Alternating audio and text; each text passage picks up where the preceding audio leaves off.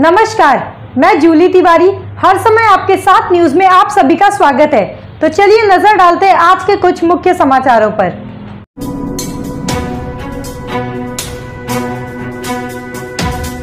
समग्र शिक्षा अभियान के तहत दिव्यांग विशेष शिक्षकों का अनिश्चितकालीन आंदोलन शुरू। राष्ट्रीय दृष्टिहीन संघ महाराष्ट्र ने समग्र शिक्षा अभियान के अंतर्गत दिव्यांग विशेष शिक्षकों के अधिकारों के लिए मुंबई के आजाद मैदान में अनिश्चितकालीन आंदोलन की शुरुआत की है। दिव्यांग विशेष शिक्षक जो दृष्टिहीन और अन्य दिव्यांग बच्चों की शिक्षा प्रदान करते हैं, लंबे समय से अपने अधिकारों और उचित सुविधाओं के लिए संघर्ष कर रहे हैं। उनके समर्थन में राष्ट्रीय दृष्टिहीन संघ महाराष्ट्र ने इस आंदोलन का आयोजन किया है। आंदोलन का मुख्य उद्देश्य समग्र शिक्षा अभियान के तहत दिव्यांग विशेष शिक्षकों की समस्याओं को उजागर करना और सरकार से उनकी समस्याओं के समाधान की मांग करना है। संघ के पदाधिकारियों का कहना है कि दिव्यांग विशेष शिक्षकों को उचित वेतन, सुविधाएं और संसाधनों की कमी का सामना करना पड़ रहा है। उन्होंने यह भी बताया कि जब तक उनकी मांगी पूरी नहीं होती तब तक यह आंदोलन जारी रहेगा।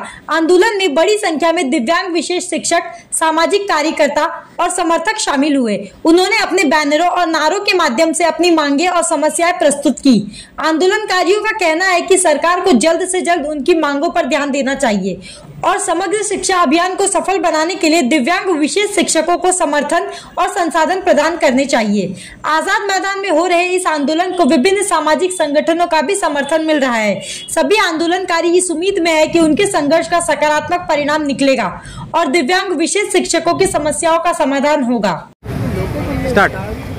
मी शंकर केशव पवार, रायगड जिल्ह्यात विशेष शिक्षक म्हणून 2006 पासून कार्यरत आहे। आज माझे 52 वर्ष पूर्ण झालेले आहेत, पण मला कुठल्याही पद्धतीची सुरक्षा ही सरकारकडून मिळालेली नाही। असुरक्षित आहे, मुलांना शिकवणं कठीण झालंय, राहायला घर नाही। असे 218 लोक आम्ही सातत्याने सरकारशी भांडत आहोत। आम्हाला आज देतो, उद्या देतो, न्याय आज तागायत मिळालेला नाही।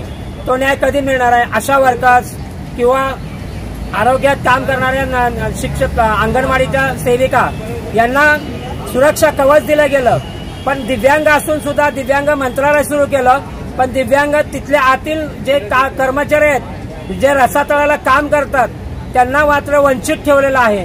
तर त्यांना न्याय मिळणार की नाही? आज माझं 52 वर्ष पूर्ण होऊन सुद्धा मला कुठल्याही पद्धतीचे सुरक्षा कवच नाही किंवा सरकारने कायम का केलं नाही? आम्हाला करतो सांगतात आहे। आम्हाला न्याय कधी मिळणार आहे? जोपर्यंत न्याय मिळत नाही तोपर्यंत आम्ही आझाद मैदान सोडणार नाही। नमस्कार, या ठिकाणी जे आपल्याला आंदोलन दिसतं आहे हे राष्ट्रीय दृष्टिहीन संघ महाराष्ट्र याच्या वतीने समग्र शिक्षा या अंतर्गत कार्यरत सर्व दिव्यांग विशेष शिक्षकांचं आंदोलन आहे। गेली 6 महिन्यापासून अशा प्रकारचे वेगवेगळ्या प्रकारचं आंदोलन आम्हाला ह्या दिव्यांग बांधवांना करावं लागत आहे। अस्थिव्यंग असतील किंवा कर्णबधिर असतील अशा प्रकारच्या दिव्यांग विशेष शिक्षकांना हे आंदोलन करावं लागत आहे। आणि साधारण 1 डिसेंबर रोजी माननीय उपमुख्यमंत्री देवेंद्र फडणवीस साहेबांच्या उपस्थितीमध्ये देवगिरी बंगल्यावरती एक बैठक झाली आणि त्या ठिकाणी त्यांनी आम्ही जे 3 डिसेंबरला त्यांच्या बंगल्यावरती जे आमरण उपोषणाचा हाक दिली होती, त्यासाठी त्यांनी आमची 1 डिसेंबरला बैठक लावून ती आमरण उपोषण थांबवून त्यांनी साधारण 12 डिसेंबर 2023 रोजी अधिवेशन जे सुरू होतं हिवाळी अधिवेशन, या कालावधीमध्ये माननीय मुख्यमंत्री आदरणीय शिंदे साहेबांच्या अध्यक्षतेखाली विधान भवन येथे नागपूर येथे सर्व आमच्या राष्ट्रीय दृष्टिहीन संघाचे कमिटी आणि आमची जे समग्रातले कर्मचारी यांची बैठक लावली होती। त्या ठिकाणी शिक्षण विभागातील प्रधान सचिव आणि अन्य सचिव स्तरावरचे लोक त्या ठिकाणी होते।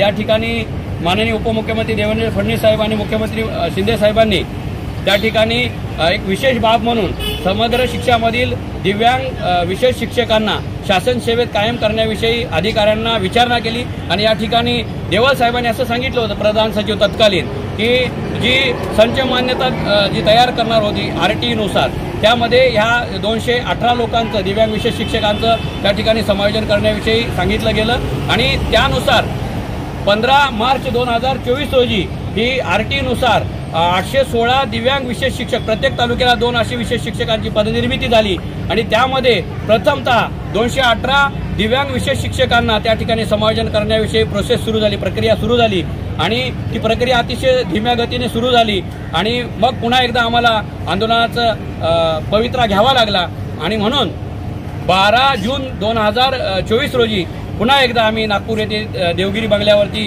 अन्नत्याग उपोषण सुरू केलं आणि त्या ठिकाणी त्या ठिकाणच्या कर्मचाऱ्यांनी आम्हाला किंवा त्या नागपूरचे जे निवासी जिल्हाधिकारी यांनी महोदयांनी 19 जून रोजी माननीय उपमुख्यमंत्री देवेंद्र फडणवीस साहेब यांच्या मुंबईतील शासकीय निवासस्थानी सह्याद्री निवासस्थानी आमची पुन्हा एकदा बैठक लावली आणि त्या ठिकाणी पुन्हा एकदा सर्व अधिकाऱ्यांना अशा म्हणजे अतिशय कडक पद्धतीने सूचना दिलेल्या आहेत की ह्या लोकांचं तात्काळ समायोजन झालं पाहिजे विशेष शिक्षकांचं आणि म्हणून येणाऱ्या कॅबिनेटमध्ये 19 जून नंतरच्या पहिल्या कॅबिनेटमध्ये हा प्रस्ताव आणण्याविषयी त्या ठिकाणी आताच्या शिक्षण प्रधान सचिव आहेत आणि सध्याचे आयुक्त शिक्षण आयुक्त मांढरे साहेब यांना दिलेले आहेत आणि त्यांनी तात्काळ हे प्रस्ताव आणण्याचं मान्य केलं. परंतु अद्याप देखील म्हणजे 19 जून पासून आता 1 ऑगस्ट झालेला आहे उजाडलेला आहे. 7 कॅबिनेटच्या बैठक झाल्या परंतु एकदाही या विषयावरती कुठली चर्चा किंवा प्रस्ताव आलेला नाही. म्हणून आम्ही या ठिकाणी पुन्हा एकदा आंदोलन करतो आहोत. अशा पावसाच्या अतिशय गंभीर परिस्थितीमध्ये महाराष्ट्राच्या कानाकोपऱ्यातून सर्व दिव्यांग बांधव आपल्याला दिसत आहेत आलेले आहेत.